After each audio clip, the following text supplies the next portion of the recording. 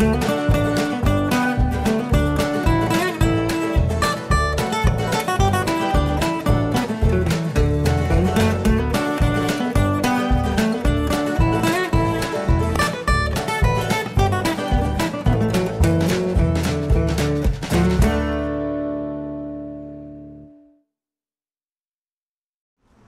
hello everybody. Today is a great day. It is, well, it's actually our second day of our vacation. Today we are in Starlight, Indiana. We're staying here at a harvest host called Joe Huber, I think it's pronounced Huber. Joe Huber Farm and Restaurant. Last night we spent the night at Pokagon National Park in northern Indiana. We got there, it was just getting dark, so I couldn't take any video, and then when we got up this morning to leave, it was pouring rain, so I still couldn't take any video. So we came here, and we ate dinner, and then I flew the drone around a little bit before it got too dark, and now I'm finally taking some video. So anyway, as you can see, of course, the princess and the queen, always traveling together, and we also have Mike and Gail with us over here in their adorable little Class C. They're all sitting over here behind the RVs. But anyway, yes, like I said, this is Joe Huber's Restaurant and Farm, or Farm and Restaurant, I don't care how you say it. Harvest host, so it is free to stay overnight. We enjoyed a dinner at the restaurant. They also have a nice little market thing in there. I don't know if it's still open or not. I'll have to wander over there and check it out. But let's go walk over and take a look at the place. Yeah, so up in northern Indiana, it was about, I'd say in the 70s yesterday, and probably still a similar temperature today. Just 300 miles south here in Starlight, it was 95 when we got here. And it's cooled down quite a bit now that the sun has gone down, but it was quite warm. It's amazing what difference just a couple hundred miles will do. But anyway, so they've got this really nice pond here. Obviously chickens, you can smell the chickens. Well, I can smell the chickens, I don't think y'all can. Hey guys! Not really intimidated by people. I'm kind of just walking right up to them. Oh, there's the rooster. Steer clear of him. Couple of roosters. This is cool. I'm such a city boy that I don't have a whole lot of exposure to chickens. But oh, they stink. Anyway, very nice little pond here. They let you park pretty much anywhere you want. We parked across the road because, like I said, when we got here, it was really hot and the sun was blaring. So we parked across the road because it was the only place we were able to get some shade. But if it's not too hot, you can park next to this pond and everything. If you have a large rig, maybe a big Class A or a fifth wheel or something like that, you might want to avoid this place. Maybe there's a better route coming in, but the route we took was kind of crazy. There was one hill that was so steep, I actually stopped at the top to make sure that the other two rigs were going to make it up. I mean, Mike and Gail's rig is an old carbureted engine, and the Queen is just too big. But they made it fine. It's kind of ironic because a couple weeks ago I had the Queen in the shop because it wasn't accelerating properly. It was shuddering and shifting too soon, and I was really worried about the transmission, but it turned out to just be a bad fuel injector. So I was only running on 7 cylinders. So we got that taken care of, and now she runs great, which I'm really happy about. So she climbed the hill, no problem. Right up, no problem. But anyway, yeah, they've got this little market here, soda pop shop and an ice cream shop, and they, you know what, let's go around and see if this is still open. Okay, yeah, the little shop here isn't open anymore. Everything pretty much closes up at 7, and it's 7:45 right now. But, you know, I can still walk around the outside. They've got a lot of nice decor, windmill and whatnot. Another little pond. You've got this deck built over the pond here, with look like some sort of food dispenser, I'm guessing for ducks and stuff.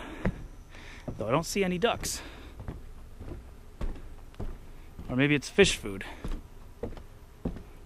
Yeah, it says fish food. Okay, do I see any fish? Yes, can you see the fish? Look like big koi.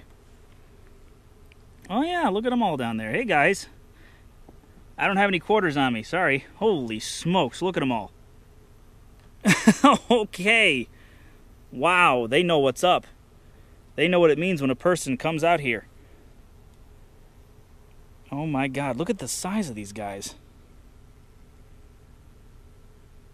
Cool. Sorry guys, maybe next time, maybe in the morning. Anyway, so let's go check out this area over here. They got a couple of big barns. One is Joe's barn 1 and Joe's barn number 2. And they're pretty much just empty. I'm guessing they are like event buildings, weddings, and that kind of thing. And they've got a little playground set up over here. I don't see any animals or anything. So it's not an animal farm. But back there they've got a corn maze. There's a corn maze back there. Boy, maybe they do have animals. I'm smelling animals, but I'm not seeing any. Whew, that's a stink. All right, so anyway, it's, yeah, this kind of thing is fantastic when you're traveling and you just need a place to stay overnight and you don't have to pay for a campground and you want a nice peaceful place. Way more peaceful than staying at a Walmart or a truck stop. And once this place closes up and everybody leaves, which is looks like what's happening now, everybody's leaving, looks like we're gonna have this whole place to ourselves. It's gonna be nice and quiet. Awesome. Well, let's head back to camp and talk to everybody.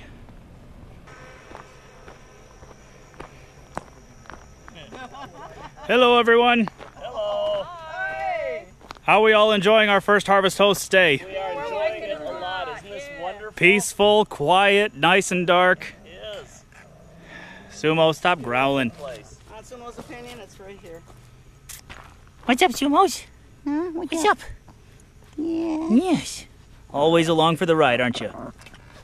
All right, folks, that's all for this evening. In the morning, we are headed to the Kentucky Railway Museum, which should be very interesting. And after that, we are going to Mammoth Cave. And after that, Nashville. So it's going to be a 2-week-long trip with multiple videos. So I'm going to extend this video to the Railway Museum, so I will see you there. Well, good morning, folks. This is day 4, I think. I don't know, I've lost count. Whatever. We're down here in New Haven, Kentucky at the Kentucky Railway Museum. We spent the night here last night. As you can see, that's Sumo's little ramp that I built so he can get in and out of the van. Mike and Gail are parked over here. I think they're already inside. The museum is a Harvest Host, so we were able to just spend the night. They're actually closed on Mondays, so today's Tuesday. So we're gonna go in and check out the museum now. Not as big as I thought it would be, but still got a few interesting things from the looks of it. But anyway, we're gonna check this out, and then after this we head down to Mammoth Cave. So let's go check it out. This is kind of cool. This is tell us where you're from map. All these pins, I guess, are people that have come to visit from all over. But there aren't any more pins, otherwise I'd put one right at Owasso. It's actually on the map. I'm surprised. It's usually not on the map. But yeah, they've had a lot of visitors from all over the place. Here's from the world. I mean, look, Europe and China, Russia, Africa, Australia, India. Cool. Boy, people sure get around.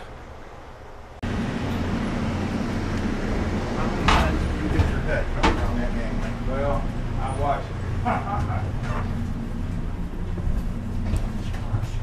it. See, you're lucky today because you can have a seat if you want. I think I will. You're lucky today because we're in a air-conditioned car, and we didn't have the leak in one of the other coaches. We'd be in a very hot car. It's a good day to show up then. Yeah. Y'all can have a seat if you want. This car was built in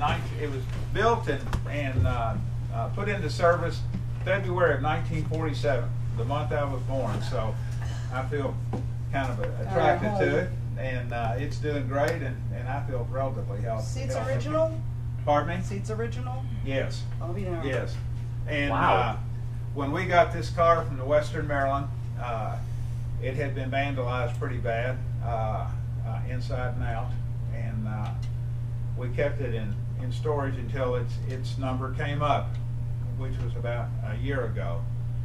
And there were 8 of us that were assigned to it, and we took the seats out, we took the floor up, we took all the plumbing and heating out, we took the windows out. These windows weigh about 230 pounds apiece, and we took them out, we separated the glass, we put in new seals, new gaskets. We wanted to keep everything as original as we could, okay, because we are a museum. And Sure. so all the panels, we cleaned them and cleaned them and cleaned them, and then didn't paint them, put them back up as original. The shades, the seats, we steam cleaned a number of times, but they're not going to be suitable. So we have ordered SR for Southern Railway original seat covers that came out in 1947. Is that right? So we'll be, Covers. yeah. So we'll cover these. Then we put everything back together. What?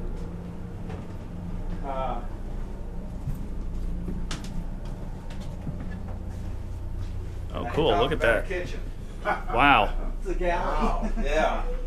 This is nice. Everything's stainless steel, and can you imagine rolling down the tracks and fixing salads here? Actually, Yeah, we can. yes, We all do. can. We can We can. on a ship when the Ships whole thing's and- leaning over this Okay. way. Ships Yeah. and RVs and all kinds of We can imagine. moving kitchens. Yes. So what kind of ships are y'all associated with?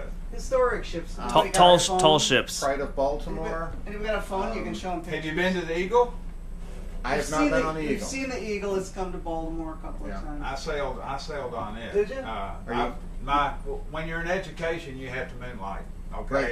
and so I've got 36 years with the Coast Guard, Okay. and a retired Coast Guard captain, and Oh, for crying out loud. only one in Kentucky because there's no Coast Guard. You do people. not have a great deal of Well, coast in Kentucky. Well, we've got the Ohio River in Mississippi. Is Yeah, that we- where? And we got people from like Connecticut or New Hampshire, Yeah. a family Oh, Yeah. man. came down and spent a year working on that bridge, just like what you're saying. They now all know each other. Yeah. Now, what you'll see in here is a lot of the equipment in our shop, well, almost all the equipment in the shop has been donated by volunteers, or we have gotten from the L&N from time to time. A lot of it is antique. What you don't see in here are any kind of overhead cranes. We've got some portable jacks and stuff that we use. We use a lot of physics when we try to figure out problems, as you all do. Yep. You don't have a lot of overhead cranes. Sure we do. You got a mast with a boom Yeah. on it. Yeah. So we have a 1942 Army crane, railroad crane, on wheels that we use the same way that you would your boom, whatever we know. We've got 2 of them, as a matter of fact. Man, oh, Now- man. Oh. You all aren't, you're not familiar with Kentucky, but this is a kind of interurban. It was pretty typical from the turn of the century up until about 1945 or 6 or 7. We got an interurban Okay. in the Detroit area. All right. These were one-car trains, and they had an engineer and a brakeman, and usually a postal clerk. Oh, I was see. assigned to it.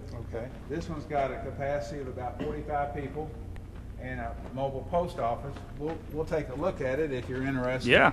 And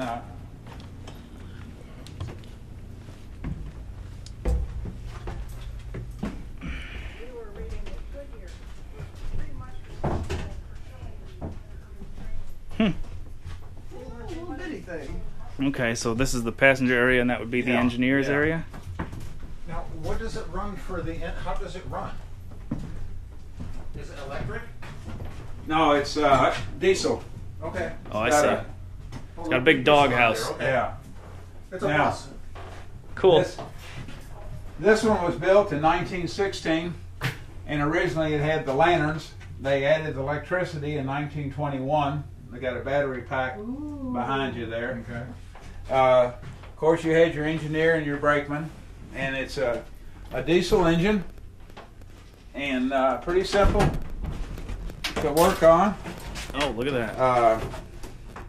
We've totally 4-cylinder. We've totally. This car was in pieces, literally, when we got it, and we put brakes on it last month, and that's the last major thing that we have to do. And hopefully, by spring, we'll have this available for special events, a little excursions and stuff. Small groups, smaller groups. Birthday parties, absolutely want to ride stuff on it. like that. So Look at the old stove. postal clerk, he sorted the mail here. You've got 2 doors that would open. This one ran from Frankfort, Kentucky down to Lexington and to Cincinnati.